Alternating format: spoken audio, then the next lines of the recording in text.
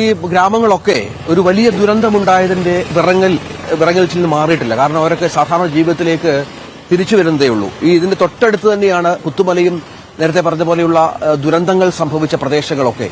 ഈ വർഷങ്ങൾക്കുള്ളിൽ, കുറഞ്ഞ വർഷങ്ങൾക്കുള്ളിൽ രണ്ട് വലിയ ദുരന്തങ്ങൾ കേട്ടറിഞ്ഞ വലിയ ആഘാതത്തിലാണ് ഈ നാട്ടുകാർ എന്ന കാര്യത്തിൽ യാതൊരു സംശയവുമില്ല. സാധാരണ ജീവിതത്തിലേക്ക് ഈ മേപ്പാടി പ്രദേശം പോലും എപ്പോഴും തിരിച്ചു വന്നിട്ടുണ്ടോ എന്നുള്ള കാര്യത്തിലൊക്കെ നമുക്ക് സംശയമുണ്ട്. ഏതായാലും ഇന്നത്തെ നേരത്തെ പറഞ്ഞ പ്രധാനപ്പെട്ട കാര്യം പ്രധാനമന്ത്രിയുടെ സന്ദർശനവുമായി ബന്ധപ്പെട്ടുള്ളതാണ്. പ്രധാനമന്ത്രി നമുക്ക് ലഭിച്ചിരിക്കുന്ന ഷെഡ്യൂൾ പ്രകാരം രാവിലെ 11:20 അദ്ദേഹം റൺവേയിൽ ഈ കണ്ണൂർ വിമാനത്താവളത്തിലേക്ക് എത്തുക.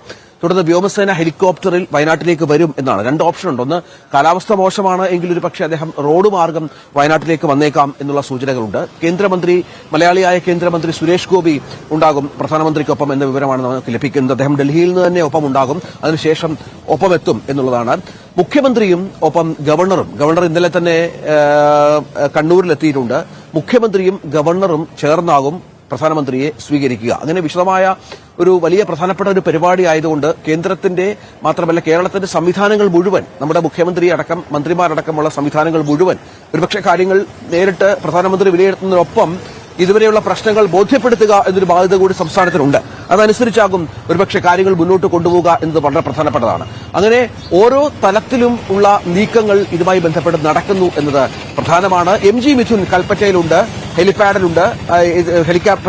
പ്രധാനമന്ത്രി വന്നിറങ്ങുന്ന ഹെലിപാഡിനോട് ചേർന്ന് MG മിഥുനുണ്ട്.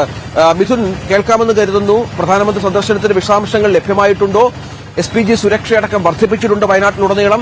നമ്മൾ ഈ കണ്ണൂരിൽ നിന്ന് വയനാട്ടിലേക്ക് വരുന്ന പാതയിലൊക്കെ പോലീസിന്റെ വലിയ സാന്നിധ്യം ഇന്നലെ കാണുന്നുണ്ടായിരുന്നു. സമാനമായി തന്നെയല്ലേ കാര്യങ്ങൾ?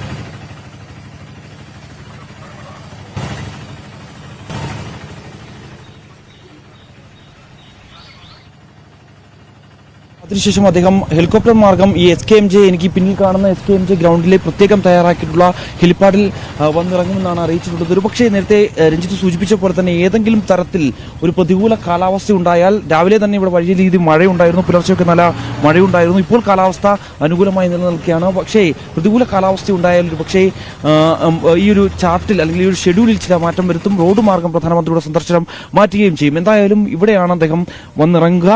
11:20 കണ്ണൂർ വിമാനത്താവളത്തിലെത്തിയ ശേഷം അവിടെ നിന്ന് ഹെലികോപ്റ്റർ മാർഗം ഇവിടേക്ക് എത്തും. ഏകദേശം ഒരു 11:45 ഈ ഭാഗത്തേക്ക് പ്രധാനമന്ത്രിയും ഒപ്പം തന്നെ പ്രധാനമന്ത്രിക്കൊപ്പം ഗവർണറും മുഖ്യമന്ത്രിയും നേരത്തെ സൂചിപ്പിച്ച പോലെ തന്നെ സുരേഷ് ഗോപിയും ഉണ്ടാകുമെന്നുള്ള കാര്യമാണ് നമുക്കിപ്പോൾ മനസ്സിലാക്കാൻ സാധിക്കുന്നത്. അതിനുശേഷം ഇവിടെ നിന്ന് അദ്ദേഹം ആകാശമാർഗം ഈ പറയുന്ന മേഖലകളിലേക്ക്, അതായത് ഈ ദുരന്തബാധിത മേഖലകളിലേക്ക് അദ്ദേഹം പോകുമെന്നാണ് നിലവിൽ അറിയിച്ചിട്ടുള്ളത്. ചൂരൽമലയും ഒപ്പം തന്നെ മുണ്ടക്കൈ, പുഞ്ചിരിമറ്റം അടക്കമുള്ള പ്രദേശങ്ങളിൽ അദ്ദേഹം ആകാശമാർഗം ഈ ദുരന്തബാധിത പ്രദേശങ്ങൾ സഞ്ചരിക്കും. അതേ രീതിയിൽ തന്നെ ചിലപ്പോൾ ഒരുപക്ഷെ ഏതെങ്കിലും തരത്തിൽ കാലാവസ്ഥ മോശമായാൽ ആ സമയത്തും മറ്റൊരു സജ്ജീകരണം ഏർപ്പെടുത്തിയിട്ടുണ്ട്. ഈ ഭാഗത്തുകൂടി റോഡ് മാർഗം അവിടേക്ക് എത്തുക എന്നുള്ളൊരു തീരുമാനത്തിൽ കൂടി ഈ ഒരു കാര്യങ്ങൾ എത്തുന്നു എന്നും തന്നെയാണ് നമുക്ക് മനസ്സിലാക്കാൻ സാധിക്കുന്നത്. അങ്ങനെയെങ്കിൽ അദ്ദേഹം ഈ പ്രദേശങ്ങളിലും റോഡ് മാർഗം എത്തി നേരിട്ട് അദ്ദേഹം ഈ ദുരന്തബാധിത മേഖല പ്രദേശങ്ങൾ സഞ്ചരിച്ച് അദ്ദേഹം കാര്യങ്ങൾ വിലയിരുത്തുകയും ചെയ്യുമെന്നാണ് നമുക്ക് ഈ ഒരു ഘട്ടത്തിൽ മനസ്സിലാക്കാൻ സാധിക്കുന്നത്. എന്തായാലും അതിനുശേഷമായിരിക്കും അദ്ദേഹം തിരികെ ആ ദുരന്തബാധിത പ്രദേശങ്ങൾ സഞ്ചരിച്ചതിന് ശേഷമായിരിക്കും അദ്ദേഹം വിംസ് ഹോസ്പിറ്റലുകളിലേക്കും ഒപ്പം തന്നെ സമീപത്തുള്ള ദുരിതാശ്വാസ ക്യാമ്പുകളിലേക്കും എത്തുക എന്നാണ് നമുക്ക് മനസ്സിലാക്കാൻ സാധിക്കുന്നത്. എന്തായാലും എല്ലാവിധ സജ്ജീകരണങ്ങളും എല്ലാവിധ സുരക്ഷാ ക്രമീകരണങ്ങളും വിലയിരുത്തുന്നതിന് വേണ്ടി കഴിഞ്ഞ ദിവസങ്ങളിൽ തന്നെ SPG സംഘം ഇവിടെ ഉണ്ടായിരുന്നു. 2 ദിവസം മുമ്പ് തന്നെ SPG സംഘം എത്തി കൃത്യമായി ദുരന്തബാധിത മേഖലകളും ഒപ്പം തന്നെ പ്രധാനമന്ത്രി പോകാൻ സാധ്യതയുള്ള പ്രദേശങ്ങളിലുമൊക്കെ തന്നെ കൃത്യമായി സുരക്ഷാ ക്രമീകരണങ്ങൾ അവർ വിലയിരുത്തുകയും ചെയ്യുന്നു. തുടർന്ന് ഇവിടുത്തെ പോലീസ് ഉദ്യോഗസ്ഥരുമായും ഒപ്പം തന്നെ മറ്റ് സേനാ വിഭാഗങ്ങളുമായി SPG സംഘം കൂടിയാലോചനകൾ നടത്തുകയും മറ്റു കാര്യങ്ങൾ വിശദീകരിക്കുകയും ചെയ്തതിനു ശേഷമാണ് അവിടെ നിന്ന് മടങ്ങുകയും ചെയ്ത് ഇന്നലെ ഈ ഭാഗത്തെല്ലാം തന്നെ കൃത്യമായി ട്രയൽ റണ്ണുകൾ നടത്തിയിരുന്നു. ഹെലികോപ്റ്റർ മുഖേന, അതായത് ഈ പ്രധാനമന്ത്രി കടന്നു വരുന്ന ഭാഗത്ത് എല്ലാം തന്നെ അദ്ദേഹം വരുന്ന ഹെലികോപ്റ്റർ ഉപയോഗിച്ചുകൊണ്ട് തന്നെ നിരവധി തവണ ട്രയൽ റണ്ണുകൾ നടത്തിയിരുന്നു. ഹെലിപ്പാഡിൽ പലതവണ ഇറങ്ങി നോക്കുന്നു. ഒപ്പം തന്നെ ഈ ദുരന്തബാധിത മേഖലകളിലൊക്കെ തന്നെ ഹെലികോപ്റ്റർ ഉപയോഗിച്ചുകൊണ്ടുള്ള ട്രയൽ റണ്ണുകൾ നടത്തിയിരുന്നു. ഒപ്പം തന്നെ റോഡ് മാർഗം ഒരു മോക്ക് ട്രയൽ എന്ന രീതിയിൽ അദ്ദേഹം വരാൻ പോകുമ്പോൾ ഉപയോഗിക്കുന്ന വാഹനങ്ങൾ ഉപയോഗിച്ചുകൊണ്ടുള്ള ഒരു മോക്ക് ട്രയൽ തന്നെ കഴിഞ്ഞ ദിവസങ്ങളിൽ നടക്കുകയും ചെയ്തു. എന്തായാലും എനിക്ക് ഈ സമീപത്ത് കാണുന്ന പ്രദേശങ്ങളൊക്കെ തന്നെ ഏകദേശം ഒരു 10 മണിയോടുകൂടി തന്നെ പൂർണ്ണമായും ഈ LPGയുടെ സുരക്ഷാ വലയത്തിലായിരിക്കും. അതിനുശേഷം ഇവിടെ നിന്നും തന്നെ ഒരു വാഹനങ്ങളും കടത്തിവിടില്ല എന്നാണ് അറിയിച്ചിട്ടുള്ളത്. അതായത് മൈസൂർ ഭാഗത്തേക്ക് പോകുന്ന റോഡാണ്, ഒപ്പം തന്നെ കൽപ്പറ്റ ടൗണിലേക്ക് പോകുന്ന പ്രധാനപ്പെട്ട റോഡാണ്. ഇവിടെയൊക്കെ തന്നെ കർശനമായി ബാരിക്കേഡുകൾ തീർത്തുകൊണ്ട് ഇപ്പോൾ തന്നെ കഴിഞ്ഞ ദിവസങ്ങളിൽ തന്നെ ഈ സമീപത്തെ ഈ വാഹനം കടന്നു പോകുന്ന പ്രദേശങ്ങളിലെല്ലാം തന്നെ ബാരിക്കേഡുകൾ ഇരുവശങ്ങളുമായി വെച്ചിട്ടുണ്ട്.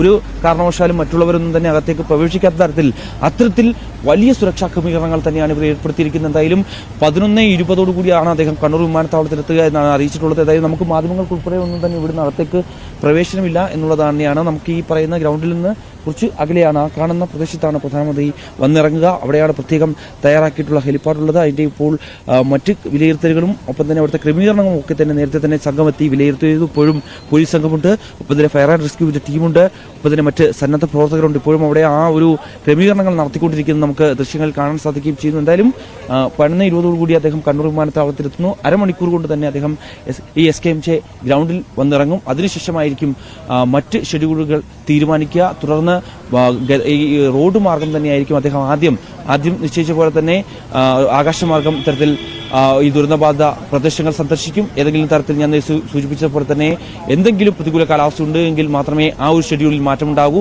റോഡ് മാർഗം പിന്നീട് ദുരന്തബാധിത മേഖലകളിലേക്ക് പോവുക. പിന്നെ ഇപ്പോൾ രഞ്ജിത്തും ധാനുമൊക്കെ നിൽക്കുന്ന മേപ്പാടി പ്രദേശത്തേക്ക് അദ്ദേഹം റോഡ് മാർഗം തന്നെയാണ് വരുന്നത്. അതിനുവേണ്ടിയുള്ള എല്ലാ സജ്ജീകരണങ്ങളും ഏർപ്പെടുത്തിയിട്ടുണ്ട്. രഞ്ജിത്ത, തീർച്ചയായും അതാണ് ക്രമീകരണം.